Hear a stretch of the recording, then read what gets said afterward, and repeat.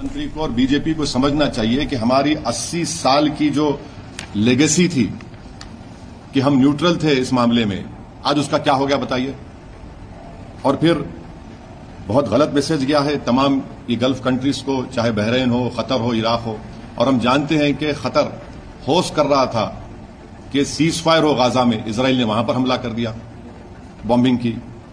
इसमें भारत का बेनिफिट क्या है बताइए।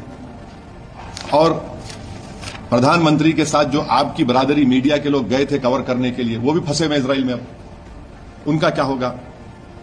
तो ये जो, और लार्जर पॉइंट ये है कि यूएस पे अब कौन भरोसा करेगा। आप बातचीत भी कर रहे हैं और हमला भी कर दे रहे आप।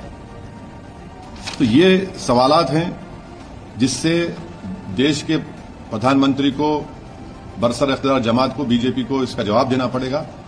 और बड़ी अफसोस की बात है कि प्रधानमंत्री इजराइल को चले गए, फिर उनको वहां पर एक उनकी नेसेट में, पार्लियामेंट में एक अवार्ड भी दे दिया गया, और प्रधानमंत्री के वजीर आजम की मौजूदगी में वहां के अपोजिशन ने वॉकआउट भी कर दिया। इजराइल ने नरेंद्र मोदी के इस विजिट को इस्तेमाल किया हमला करने के लिए और दुनिया को बताने के लिए कि भारत उनके साथ खड़ा हुआ है, बल्कि बेट्रेल है।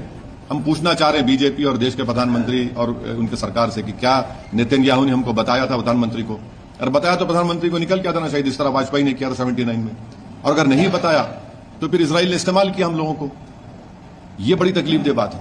तो ये मुझे अब तक इसी पर यही कहना है।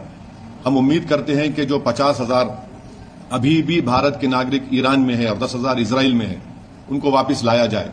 सिर्फ एडवाइजर इशू कर दिया आप बताइए, प्रधानमंत्री गए हैं वहां, 10,000 अभी भारत के नागरिक इजराइल में है, 50,000 अभी ईरान में है, 10 मिलियन पूरे जीसीसी कंट्रीज में है।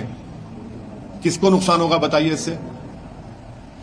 ये हमारे 10 मिलियन भारत के नागरिक अपने गाढ़े खून पसीने की कमाई भारत को भी जाते हैं फॉरेन एक्सचेंज के तौर पर।